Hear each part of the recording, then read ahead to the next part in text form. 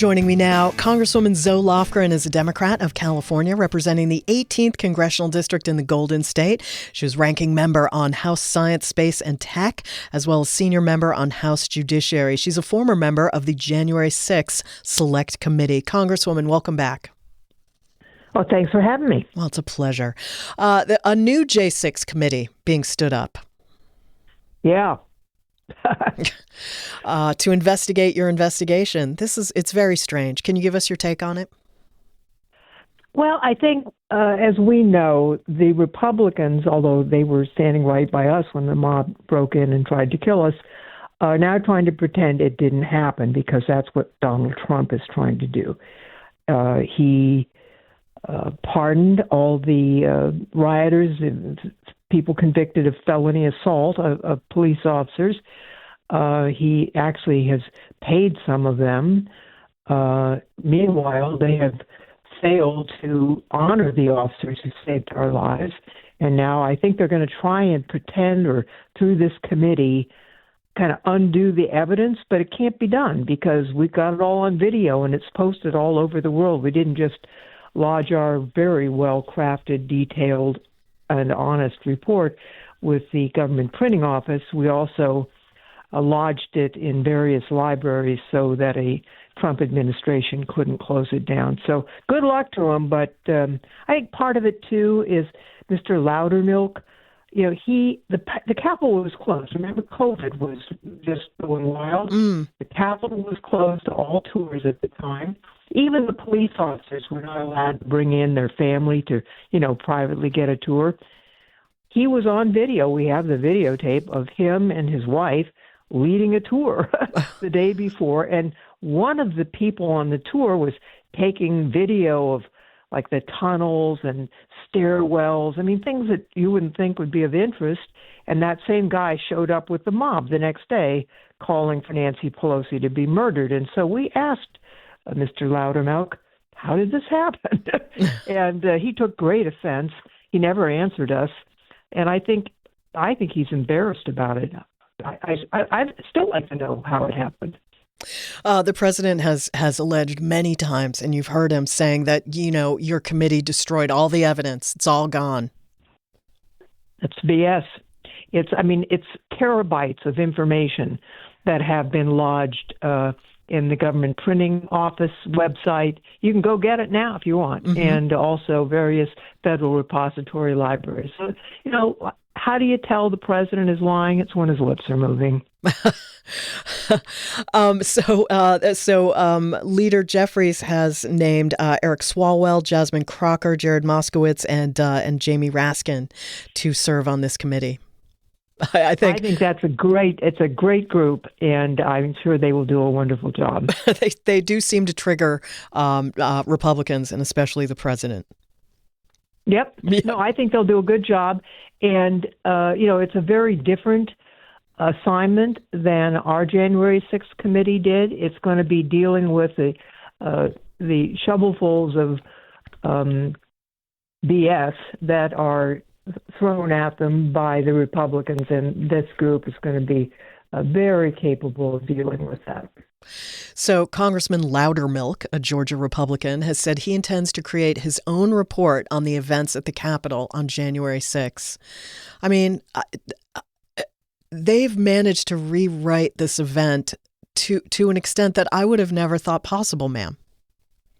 The cult believes it, but, it's an opportunity for those of us who are telling the truth to get that truth out again to the public. So, why they keep wanting to pull the scab off over and over again so we can show the video of the mobsters attacking, it's beyond me. This is a clown show. Yeah, there's something about that January 6th footage that in its way reminds me of 9/11 footage, frankly, because it never ceases to shock. Like I have never felt jaded by it, like I have with other repeated viewings of many things.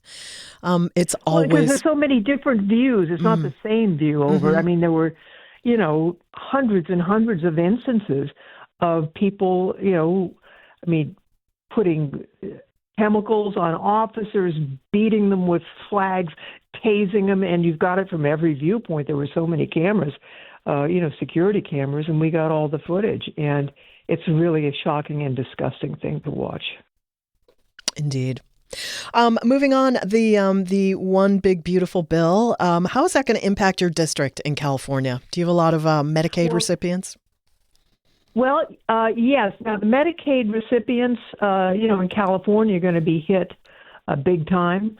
My district, it's, a lot of people. And it's not just the Medicaid, it's also the what they've done to the Affordable Care Act called Covered California. In my district, we've got nearly 30,000 Covered California enrollees, and their premiums are going to jump by more than 100%. Wow. Starting in January. They're going to get the notices in a few weeks. We've got about 325,000 people on Medi-Cal. That's the Medicaid program. We've got nearly 150,000 children. It's really serious. And it's estimated that in California, about 28 rural hospitals are going to, they're potentially going to close because of this. Wow. Now, I have some rural hospitals that are sort of they're on the edge already because of, how low the reimbursement rates are. And so it's not just the Medicaid recipients who are impacted. If the hospitals close, anybody who's in an auto accident is also impacted, whether they got, private insurance or not. It's a pretty serious blow to California and really to the country. Wow. I know the president campaigned on bringing insurance rates down, and we were just looking at even private insurers are raising their premiums. Oh, sure. Well, if you've got a bunch of people on Medicaid and they're going to be uninsured, and some of them are going to become seriously ill. Anyhow, they're going to show up at hospitals, and who will treat them? Well, somebody's going to pay for it, so there's going to be cost shifting to the private insured, and that's going to be aggravated by the number of people who will not be able to afford, 100% or more increase on their premiums for the Affordable Care Act. So everybody's going to see a rise in their health insurance costs. I'm not intimately familiar with the finances of the state of California, but I know a lot of states can't pick up the slack. Well, California, has had, a pretty solid budget all along, but no state can absorb this level of federal retreat.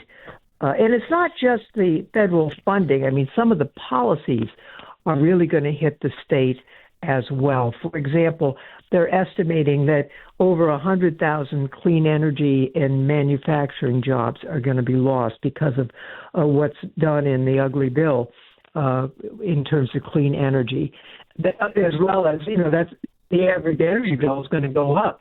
They're estimating a little under $1,000 a year. So that's not a cut in a grant program, but it's going to cost us. The other thing is the changing in funding for higher ed and other education programs. That's going to lead to not only less qualified students being able to actually afford to go to college or medical school. It's going to lead to a further reduction in medical professionals. But then, of course, the people who teach college will be impacted as well. So there's a lot to hate in this, and my constituents, in fact, do hate it. Indeed. Congresswoman Zoe Lofgren is a Democrat of California. Thank you so much for joining me today. You bet, anytime. My pleasure. Take care.